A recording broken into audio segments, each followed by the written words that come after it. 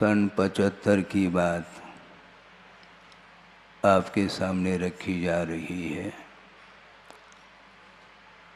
जो कि इस प्रसंग को उससे जोड़ा जा सकता है।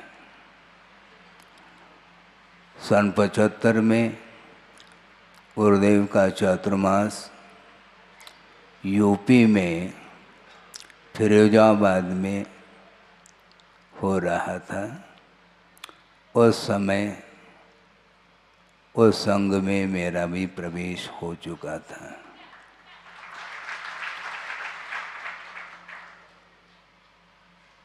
उन दिनों मैं ब्रह्मचर्य अवस्था में था और शाब्दिक ज्ञान की अपेक्षा से सोचते हैं ना के बराबर भी मुझे ज्ञान आगम के तौर पर नहीं था। प्रारंभ हुआ था और गुरुदेव अध्ययन कराते थे। 3-4 ब्रह्मचारी थे, उसमें मैं था। और उस समय गुरुदेव प्रतिदिन प्रवचन विभिन्न विभिन्न विषयों पर बड़े मौलिक चिंतन के साथ देते थे। और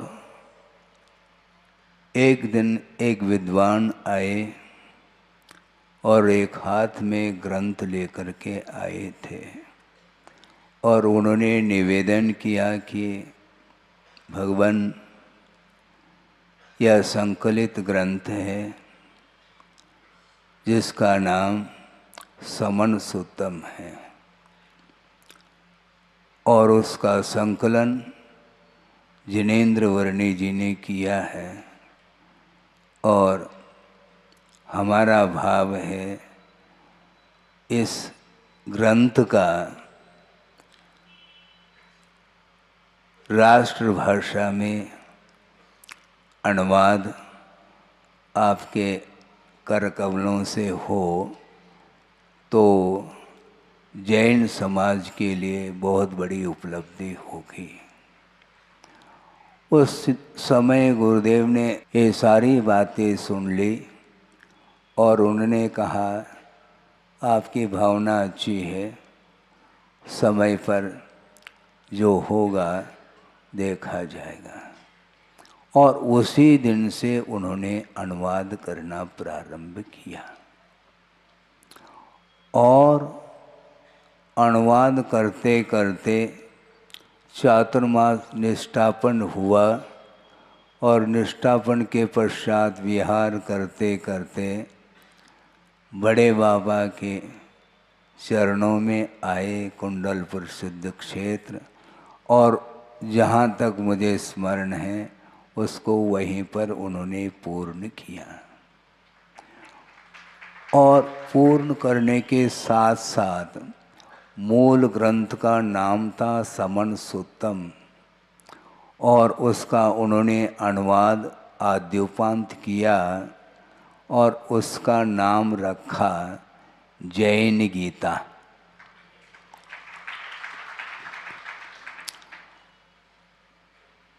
कालांतर में जाकर के जहाँ तक मुझे स्मरण है सन 78 में बीनाजी बाराह में पंच कल्याणक गजरत महोत्सव संपन्न होने जा रहा था। उस समय भी गुरुदेव वहाँ पर संग सहित उपस्थित थे और उस समय कुछ विद्वान लोग आए थे विचार विमर्श करने के लिए और उन्होंने गुरुदेव के सामने निवेदन किया, महाराज आपने बहुत अनूठा काम किया है और जिसमें 756 गाथाएँ हैं और वह प्राकृत ग्रंथ है और उसका आपने जो अनुवाद किया है वह मात्र भावानुवाद नहीं किंतु भावानुवाद के साथ साथ शब्दानुवाद भी आपने किया है। ये अपने आप में एक बहुत प्रशंसनीय कार्य हुआ है। लेकिन ये सारा विषय गुरुदेव ने सुना, फिर जहाँ पर लेकिन की बात आ गई उस समय गंभीर हो गए। संभव है कुछ विद्वानों के मन में कुछ चल रहा होगा, देखते हैं उसको भी क्या कहना चाहते हैं। महाराज आप बहुत, आपका ज्ञान, आपकी साधना, हम कहाँ तक उसका वर्णन शब्दों में कर पाएंगे। लेकिन एक विकल्प है, वह विकल्प यह है, क्या विकल्प बोलो जल्दी करो। तो उन्होंने कहा कि महाराज अनुवाद बहुत अच्छा बन पड़ा है, लेकिन आपने जो शीर्षक दिया है जैन गीता, ये हमें बात समझ में नहीं आ रही है। क्योंकि अन्यत्र भी गीता आप जानते होंगे, तो उसके साथ कुछ तुलना करके वो कुछ कहना चाह रहे होंगे। तो उन्होंने ये कहा कि महाराज जैन और गीता ये हमें बात समझ में नहीं आती, इसमें इस शीर्षक में कुछ परिवर्तन हम चाहते हैं, जैसी आपकी इच्छा हो। हमने तो आपके सामने बात रखी। तो गुरुदेव ने कहा आपने अच्छा सोचा होगा, अपने बुद्धि से जो आपने सोचा वह अपनी जगह है, किंतु आप विद्वान हैं, आप तलस्पर्शी ज्ञान रखते हैं, तो गहराई के साथ आपको सोचना चाहिए था, और बिना सोचे आप जल्दी कर गए ऐसा हमें लग रहा है। क्योंकि जैन शब्द यह किसी संप्रदाय को सूचित करने वाला शब्द नहीं है। क्योंकि अहिंसा की अभी बात चल रही थी, उसी को इस प्रसंग से जोड़ करके और पुष्ट करना चाहते हैं। जैन शब्द यह जातिवाचक शब्द नहीं, किसी संप्रदाय को यह आग्रह कर रहा हो ऐसा नहीं, किंतु जिनका अर्थ क्या होता है, जिन किसको बोलते हैं, अनेक भव गहन विषय व्यसन प्रापन हेतुन कर्मारातिन जयति इति जनाः, ये जिन की परिभाषा है। अनेक भवों में, भवरूपे गहन जंगलों में जो दुख उत्पन्न होता है, उस दुख को प्राप्त कराने में कारणभूत जो कर्म है, उन कर्म रूपी शत्रु को जो जीतता है उसका नाम जैन है, उसका नाम जिन है, और जिन के जो अनुयायी होते हैं उसका नाम जैन है। विद्वान हो करके भी जिनत्व का परिज्ञान नहीं है, कम से कम शाब्दिक ज्ञान तो रखते हैं। क्योंकि कर्म से आगे बढ़ना होता है, पहला शब्दार्थ, फिर मतार्थ, नयार्थ, आगमार्थ, फिर बाद में भावार्थ का नंबर आता है। इसलिए वस्तुतः जिनका अर्थ क्या, ये सोचो समझो। जो अनादिकालीन जो मोह की परंपरा चल रही है, और 8 कर्मों में मोह राजा माना जाता है, उस मोह को जिसने पछाड़ लिया है, उस मोह को जिसने दग्ध कर दिया है, उसका नाम जिन है, और उस जिन की उपासना करने वाले जो होते हैं उसका नाम जैन है।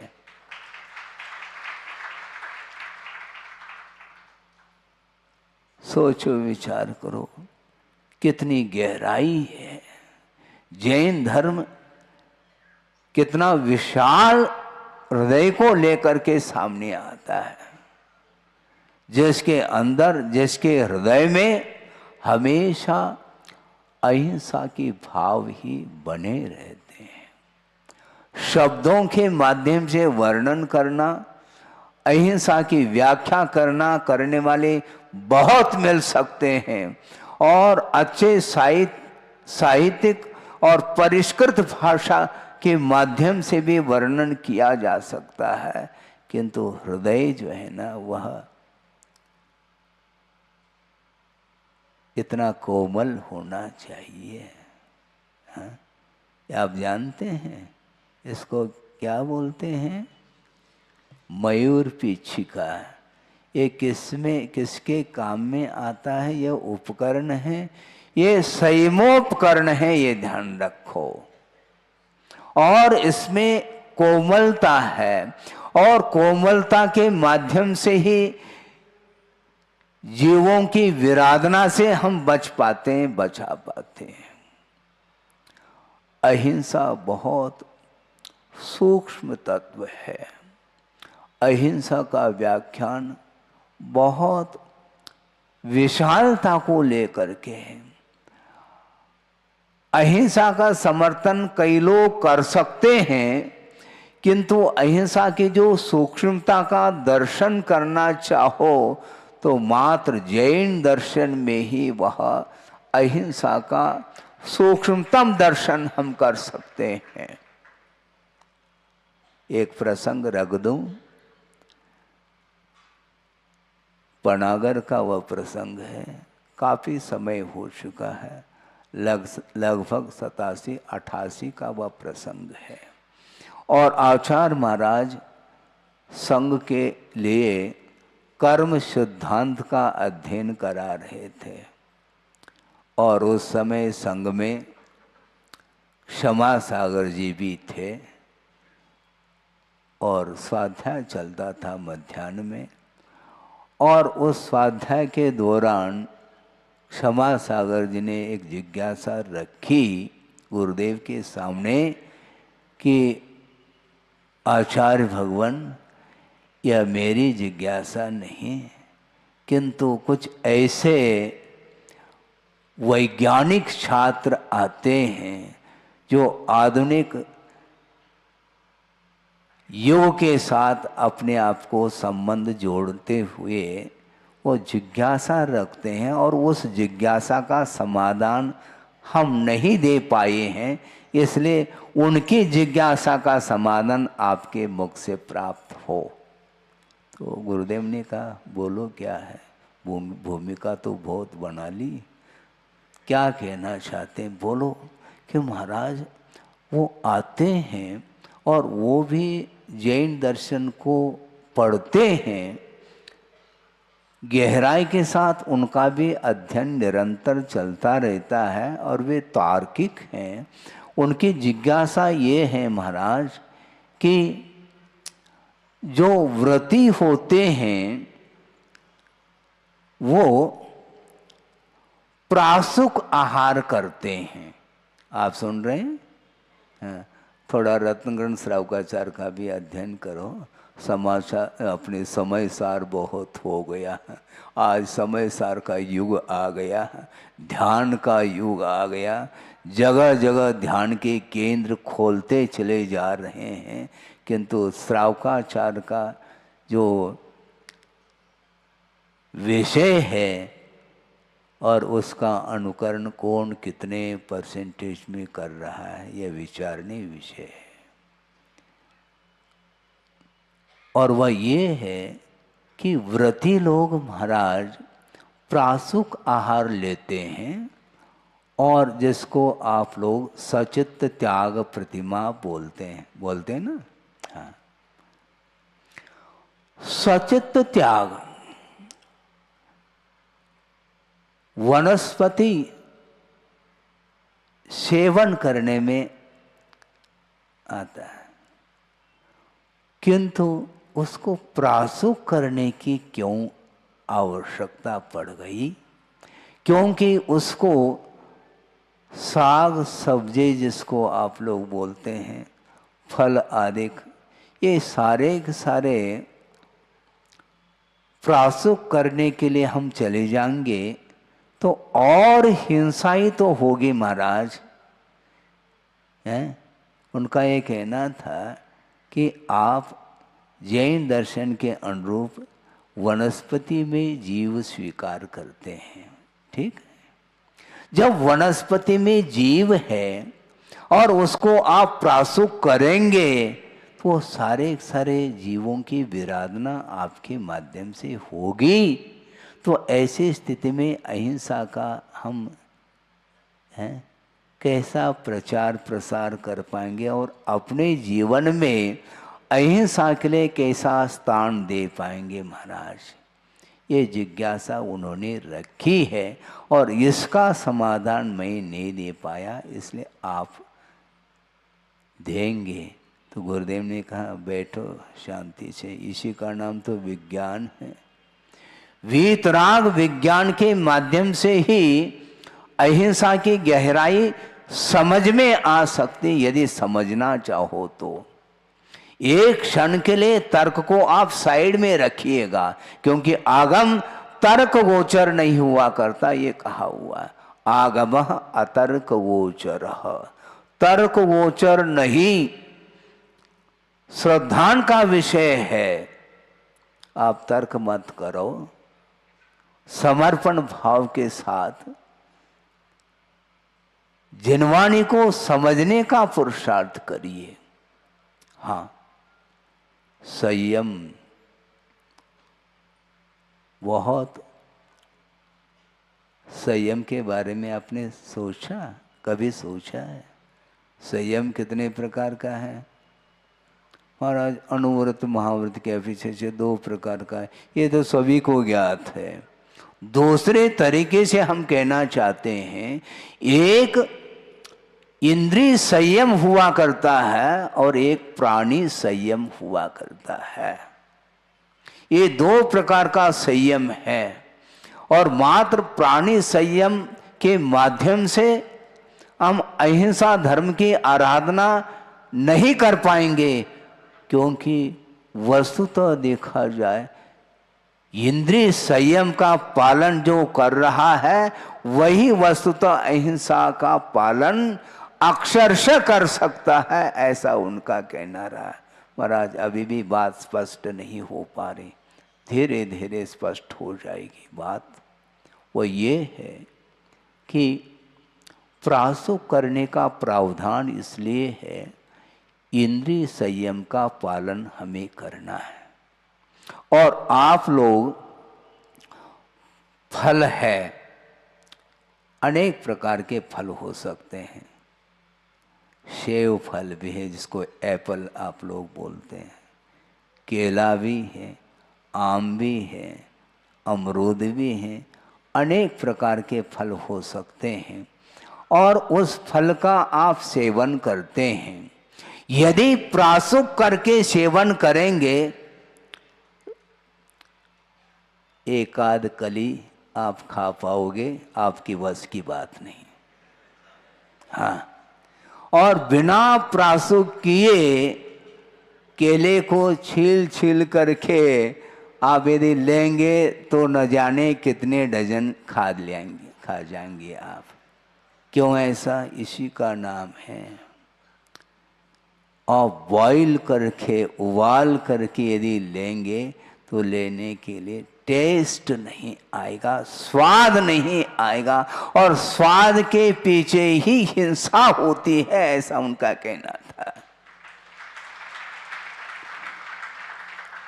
आप लौकी का सेवन करते हैं, लौकी, कच्ची लौकी खाने में आती है? नहीं आती महाराज। क्यों? हाँ, क्यों मत पूछो महाराज। हाँ, क्योंकि आपने ही कहा था तर्क काम नहीं करता। आपने हमारे शब्दों को आपने लौटा दिया है महाराज। लौकी खाई नहीं जाती, तोरई खाई नहीं जाती कच्ची, परवल भी खाया नहीं जाता, भिंडी भी खाई नहीं जाती, बरबटी भी खाई नहीं जाती। हम ये पूछना चाहते हैं ककड़ी? हाँ महाराज, ककड़ी तो खाई जाती है। हाँ, बल्कि ककड़ी को बिना प्रासुक किए और समझ गए आप। हाँ, नमक मिर्च इत्यादि के माध्यम से उसको लिया जाता है, तो वह फिर पता नहीं लगता कि कितना हमने ले लिया है। इसको बोलते हैं इंद्रिय असंयम। और इंद्रिय असंयम के माध्यम से ही हिंसा बढ़ती चली जाती है।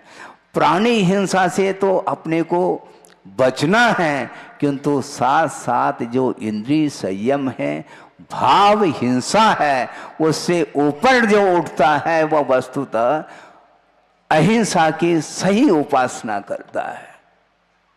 आपकी भूमिका में वह अनुरूप वहाँ तक पहुँचना आपको कठिन लग सकता है, कठिन लगे ये कोई बाधा नहीं, किंतु वस्तुतः आस्था का तो विषय बना लो। चारित्र के क्षेत्र में कौन कितना आगे बढ़ सकता है, बढ़ रहा है, इसकी मैं चर्चा नहीं करना चाहता, किंतु वस्तुतः श्रद्धान का विषय क्या होना चाहिए। क्योंकि समीचीन जो श्रद्धान करता है, अहिंसा की परिभाषा को समझने का पुरुषार्थ करता है, वह आज नहीं कल वह धीरे धीरे अपनी शक्ति के अनुरूप अहिंसा के क्षेत्र में अपने कदम बढ़ा सकता है। सोचो, विचार करो, गुरुदेव की दृष्टि देखो, क्या हम और आपकी दृष्टि जाती है? अहिंसा का अर्थ केवल प्राणी संयम, वो तो है, किंतु प्राणियों की विराधना जो होती है वह राग के कारण होती है, ध्यान रखो। और जिसने राग को समाप्त कर लिया है, उसके माध्यम से ही अहिंसा की उपासना, अहिंसा का व्यापक प्रचार हो सकता है, ऐसा हम कहना चाहते हैं। बात उनको समझ में आ गई कि आचार्य महाराज क्या कहना चाहते हैं। कितना सूक्ष्म विषय है, आम जनता की दृष्टि उस ओर नहीं जा पाती है। इसलिए मैं ये कह रहा था, जिन्होंने मोहनी कर्म को दग्ध कर दिया है, राख राख कर दिया है, वही अहिंसा का उपासक माना जाता है।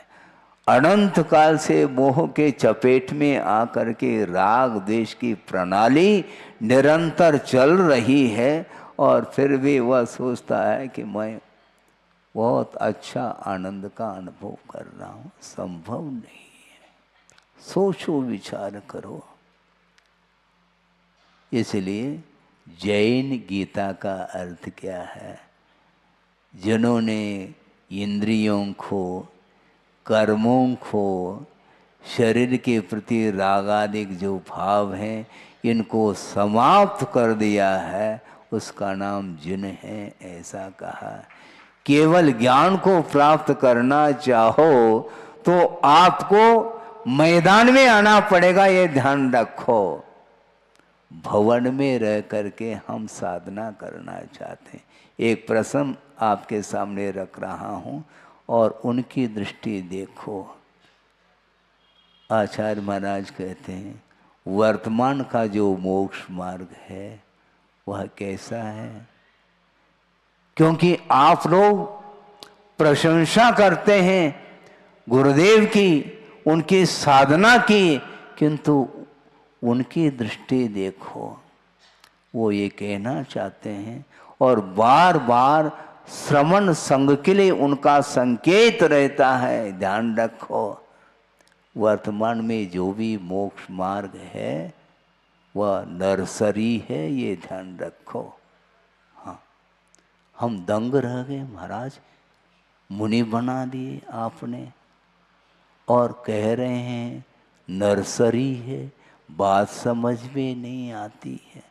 नहीं आएगी तुम्हें बात, क्योंकि वर्तमान में हीन सनन होने के कारण हम बड़े बड़े उपसर्ग और परिसरों के बीच में नहीं जा पाएंगे। चार दीवालों के बीच में रह करके अपनी क्षमता के अनुरूप हम मोक्ष मार्ग पर चल पा रहे हैं। इसलिए बाहर जा कर के देखो तो समझ में आ जाएगा। सुदूर जो भयानक जो जंगल होते हैं, वहाँ पर साधना करने वाले चतुर्थ काल में साधक होते हैं। किसी के साथ उनका कोई परिचय नहीं है और निरंतर वह साधना में रहते वहाँ पर जहाँ पर वन्य पशुओं का रात दिन विचरण रहता है, दिन में जाने के लिए मन नहीं कहता और रात दिन वहीं पर वो रहते हैं। कैसे रहते होंगे हैं? एक मच्छर भी बदन पर बैठ जाए तो फिर देख लो उड़ाने का भाव आ सकता है। इसलिए तो मैं कह रहा हूं, कहते हैं आचार्य महाराज, इसलिए नर्सरी है।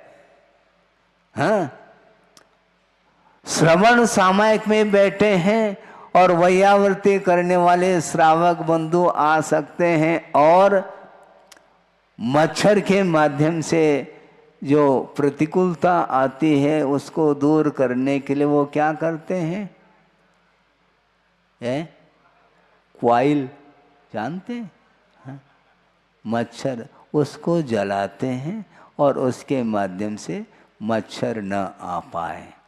तो आचार्य महाराज कहते हैं छोटे से मच्छर के प्रतिकार के लिए तुम क्वाइल जला रहे हो और सामने यदि शेर आ जाए तो कौन सा क्वाइल जलाओगे तुम?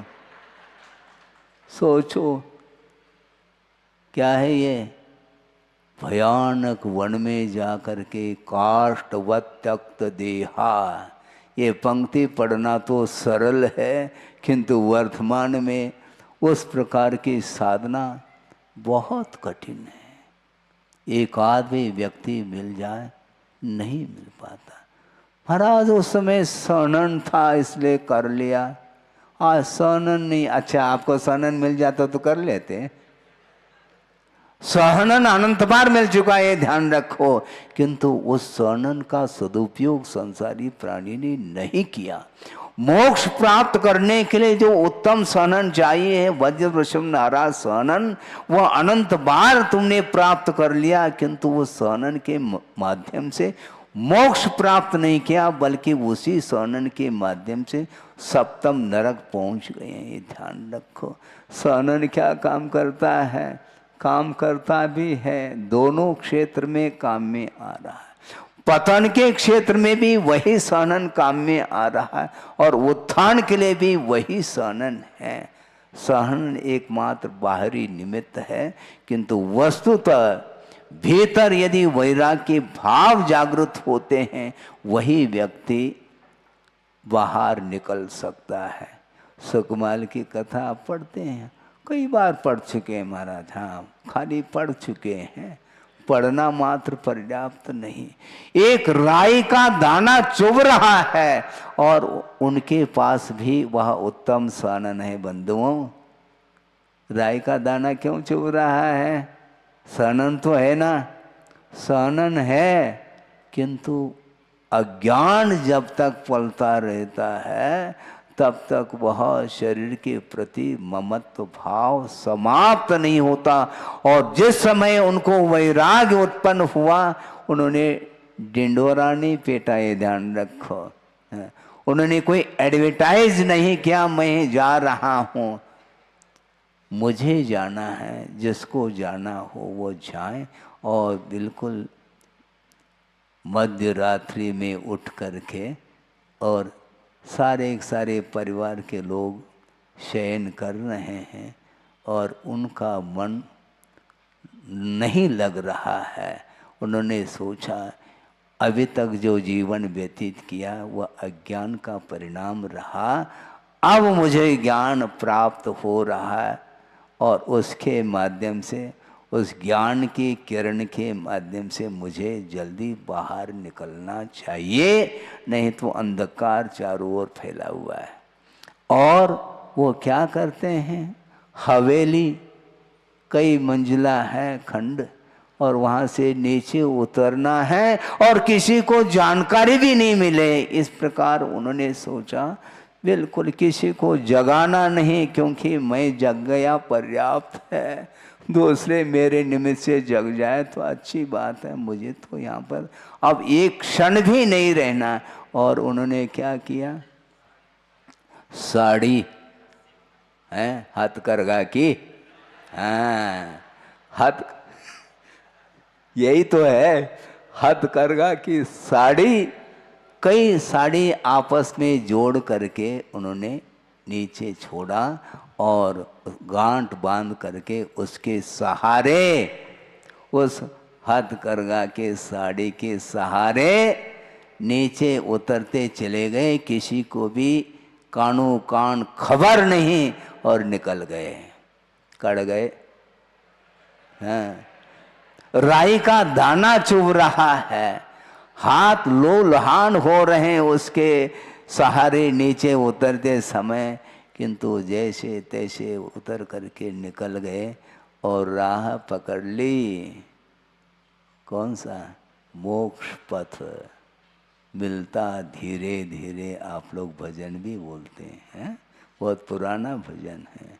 तो वो मोक्ष पथ पर आरूढ़ हो रहे हैं और जंगल की ओर निकल रहे हैं, और वहाँ पर एक मुनि महाराज का समागम होता है। उनके चरणों में अपनी व्यथा कथा सुनाई कि महाराज संसार की जो कथा तो हम नहीं कह पाएंगे, क्योंकि आपके द्वारा ही मुझे स्वरूप बोध हो सकता है संसार का, इसलिए हमें वैराग्य हुआ है। यह वैराग्य कहें स्मशान वैराग्य जैसे न रह जाए, इसमें स्थायित्व हो, इसलिए निरंतर वैराग्य के परिणाम हमारे बने रहें। इसलिए मैं आपको खोजता हुआ आया और आप मिल गए।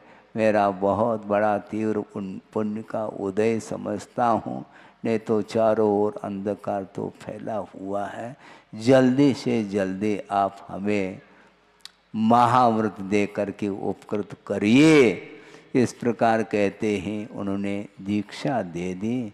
और दीक्षा, उनकी उम्र कितनी थी? 3 दिन है ना, 3 दिन की उम्र शेष है, और कमाल कर दी उन्होंने। और भयानक उपसर्ग हुआ। किसका? हाँ, शालिनी अपने बच्चों के साथ भक्षण कर रही है और शांत बैठे हैं। वो भक्षण करती चली जाए निरंतर। एक मच्छर बैठ जाए तो मन नहीं लगता, एक मक्खी नाक के ऊपर बैठ जाए फिर देख लो आपका उपयोग लगता है क्या। बार बार बार बार उसको उड़ाने का भाव आता है, किंतु काष्ठवत् त्यक्त देहा, लकड़ी के समान बिल्कुल अडिग रहे। और 3 दिन तक भक्षण होने के बाद भी परम शुक्ल लेशा के माध्यम से सर्वार सिद्धि पहुंचे हैं, ऐसा उल्लेख मिलता है। सोचो विचार करो। इसको बोलते हैं अहिंसा परमो धर्म की जय। मात्र जय बोलने मात्र से नहीं होगा कि वस्तुतः अपने शरीर के प्रति कोई भी परवाह नहीं, किंतु मेरे मन से वचन से काय से किसी भी प्राणी की विराधना न हो भगवान। यह महाव्रत हमने अंगीकार किया है। अब मेरा उपयोग, अब गाड़ी रिवर्स नहीं होगी। भयानक उपसर्ग होने के उपरांत भी अडिग रहे। कितनी आस्था, कितना समर्पण भाव अहिंसा के प्रति। सुनते ऐसा लगता है धन्य है उनका जीवन। इसलिए आप सोचो विचार करो। विद्वान लोग आए थे, महाराज आपने जैन गीता रखा, हमें बात समझ में नहीं आती, आए जाएगी धीरे धीरे आपको।